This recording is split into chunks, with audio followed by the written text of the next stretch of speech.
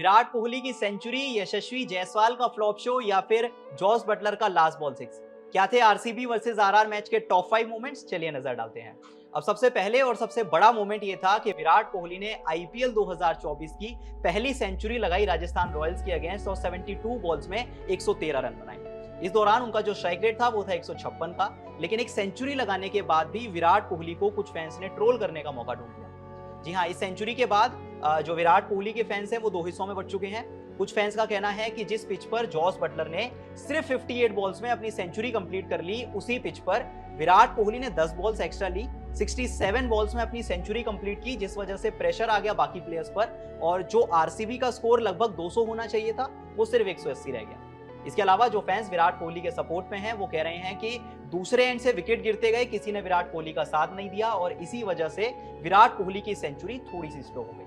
अब ऐसे में आपकी सोच है हमें कमेंट करके जरूर बताएं, लेकिन डेफिनेटली ये इस मैच का एक बहुत बड़ा मोमेंट था। इसके अलावा आपने वो कहावत तो जरूर सुनी होगी कि जो लोग अपने पैर पर कुल्हाड़ी मारते हैं वो अक्सर सक्सेस से थोड़ा सा दूर रह जाते हैं, और कुछ ऐसा ही काम आरसीबी की मैनेजमेंट कर रही है। क्योंकि देखिए, महिपाल लोमरोड जिन्होंने लास्ट मैच में सिर्फ 13 बॉल में 33 रन बनाए थे, और इसके अलावा लखनऊ के अगेंस्ट मैच में भी उन्होंने एक छोटी सी पारी खेली थी लेकिन बहुत इंपैक्टफुल पारी खेली थी। वो पारी आई थी 250 के स्ट्राइक रेट से, लेकिन इन दोनों पारियों के बाद आज टीम ने महिपाल लोमरोड और विजय कुमार वैश्यक दोनों को ड्रॉप कर दिया। विजय कुमार वैश्यक भी आपको याद होंगे जिन्होंने एक मैच में बहुत अच्छा स्पेल डाला था, लेकिन दोनों को आज ड्रॉप कर दिया गया और एक डेब्यूटांट सौरभ चौहान को आज मौका दिया गया। इसके अलावा जब विराट कोहली बहुत अच्छी बैटिंग कर रहे थे और उनके साथ बहुत अच्छी बल्लेबाजी फाफ डू प्लेसिस कर रहे थे, लेकिन विराट कोहली के साथ फाफ डू प्लेसिस आउट हो जाते हैं, फिर ग्लेन मैक्सवेल भी आउट हो जाते हैं और लगभग 10 बॉल्स का खेल बचा हुआ था।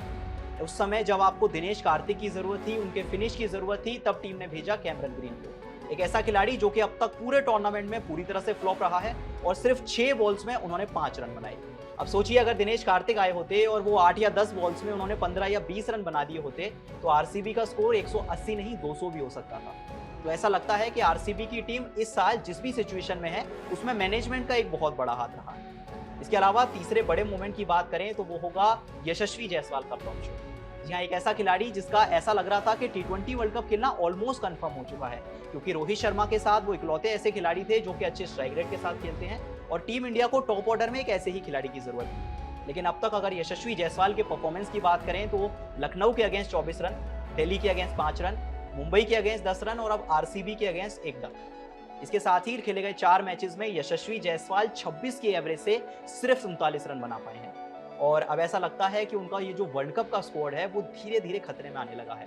क्योंकि उनके साथ जो शुभमन गिल है, अभिषेक शर्मा है और इवन विराट कोहली है, ये कुछ ऐसे प्लेयर्स हैं जो कि अब कंटेंशन पेश करने लगे हैं और टी20 वर्ल्ड कप 2024 में हैरानी नहीं होगी अगर टीम इंडिया उनको as an opener Rohit Sharma के साथ कंसिडर करने लगे। तो अब यशस्वी जायसवाल को अगर वर्ल्ड कप के स्क्वाड में जगह बनानी है तो यहां से अपनी फॉर्म को वापस हासिल करना होगा। इसके बाद अगर अगले मूवमेंट की ओर चलें तो वो होगा कप्तान संजू सैमसन की एक आतिशी पारी। इस मैच की बात करें तो संजू सैमसन ने सिर्फ 42 बॉल्स में 69 रन बनाए और उनकी ये पारी आई 164 के स्ट्राइक रेट से।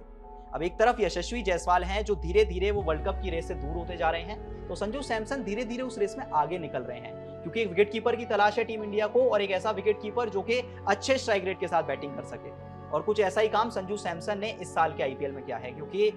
एक तरफ विराट कोहली हैं जिन्हें उनकी स्लो इनिंग्स के लिए क्रिटिसाइज किया जा रहा है, लेकिन संजू सैमसन को काफी शाबाशी मिल रही है क्योंकि सिर्फ 33 बॉल में उन्होंने आज अपनी 50 पूरी कर ली। इसके साथ ही अब ऐसा लगता है कि वो जो वर्ल्ड कप का विकेट कीपर का स्पॉट है उसमें काफी आगे हो चुके हैं संजू सैमसन, और अगर इसी तरह से फॉर्म चलता रहा, इसी तरह से रन बनाते रहे तो संजू सैमसन का वर्ल्ड कप के स्क्वाड में जगह पाना ऑलमोस्ट कंफर्म हो जाएगा। इसके बाद अगर आखिरी मूवमेंट की बात करें तो वो होगा जॉस बटलर का लास्ट बॉल सिक्स। जी हाँ, अगर आपने मैच देखा होगा और अगर आपने जॉस बटलर का वो 6 मिस कर दिया तो आपने बहुत कुछ मिस कर दिया, क्योंकि आखिरी ओवर में जीत के लिए सिर्फ 1 रन चाहिए था और जॉस बटलर 94 पे नॉट आउट थे, लेकिन पहली ही बॉल पे ओवर की जॉस बटलर ने एक छक्का लगाया और अपना इस साल का पहला शतक पूरा किया। जॉस बटलर की इस पारी की बात करें तो उन्होंने सिर्फ 58 बॉल्स में 100 रन बनाए और ये रन आए 172 के स्ट्राइक रेट से, और इसी के साथ ये 5 ऐसे मूवमेंट्स थे जिन पर सभी फैंस की नजरें रहीं आरआर वर्सेस आरसीबी मैच में। इसके अलावा अगर कुछ और एक्स्ट्रा मूवमेंट्स की बात करें तो 2 कैचेस छोड़े आरसीबी, एक विराट कोहली ने छोड़ा, एक कैमरन ग्रीन ने छोड़ा। बहुत रेयर होता है कि विराट कोहली ये कैच छोड़ देते हैं, लेकिन ये मोमेंट भी इस मैच में आए और वो कैच बहुत बड़े थे। संजू सैमसन का एक कैच था जो शायद अगर ले लिया गया होता तो मैच का नतीजा कुछ और हो सकता था। लेकिन अब सवाल ये है कि इन सभी मोमेंट्स में से आपका फेवरेट मोमेंट कौन सा था, और इसके अलावा आपको लगता है कोई और भी ऐसा मोमेंट है जो कि हमने यहाँ पर मिस कर दिया, तो आप कमेंट करके जरूर बताएं। और अगर वीडियो पसंद आई तो जाते जाते वीडियो को लाइक और शेयर कर लें, चैनल को सब्सक्राइब।